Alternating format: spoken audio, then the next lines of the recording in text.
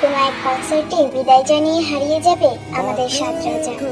সেদিন সারা বিশ্ব হাহাকার করবে কোটি কোটি প্রজাপতির কান্নায়। পড়ে থাকবে হাজারো স্মৃতি, কিন্তু থাকবে না মানুষগুলো, থাকবে না বিটিএস, থাকবে না কোটি কোটি প্রজাপতি আর্মি।